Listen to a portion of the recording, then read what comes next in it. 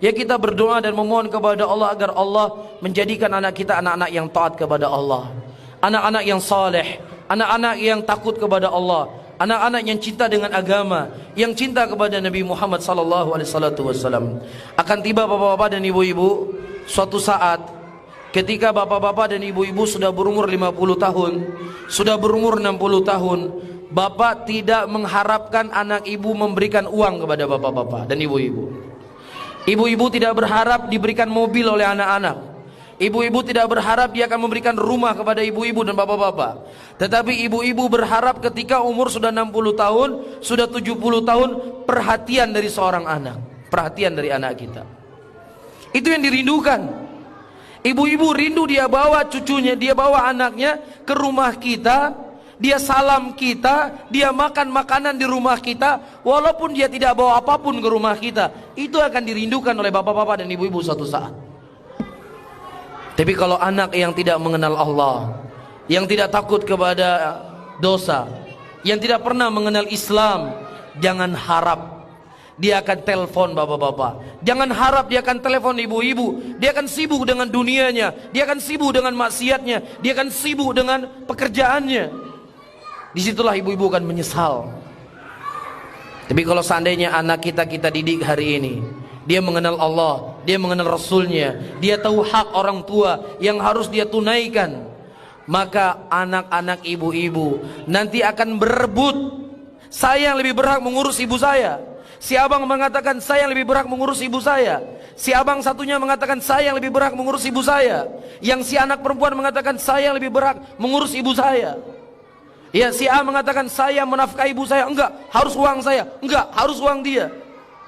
Karena dia tahu besarnya pahala yang dia dapatkan ketika dia berbakti kepada kedua orang tuanya. Kapan itu?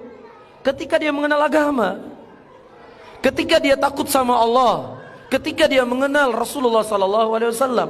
Tapi kalau dia nggak mengenal Allah, nggak mengenal Rasul, ya, si ibu telepon, nak, ibu sakit, nak, boleh kamu antarin ibu sebentar ke rumah sakit?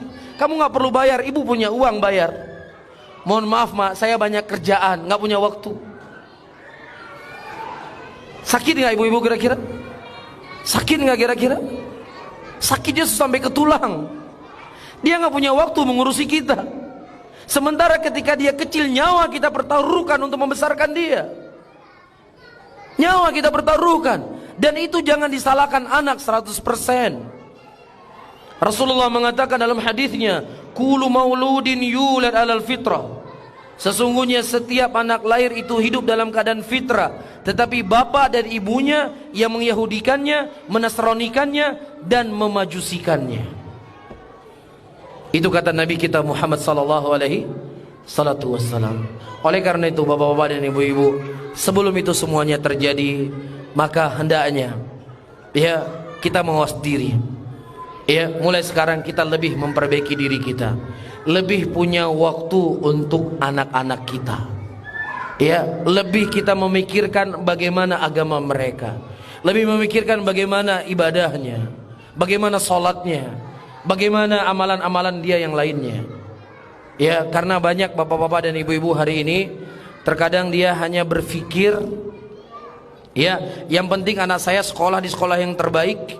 Yang paling penting dia sudah ada yang jemput, sudah ada yang antar yang di sekolah, sudah ada yang masak, sudah ada yang mencuci bajunya.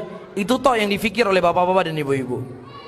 Ya, akhirnya waktu dari Senin sampai Jumat dia bekerja, tidak sempat dia berkomunikasi dengan anaknya.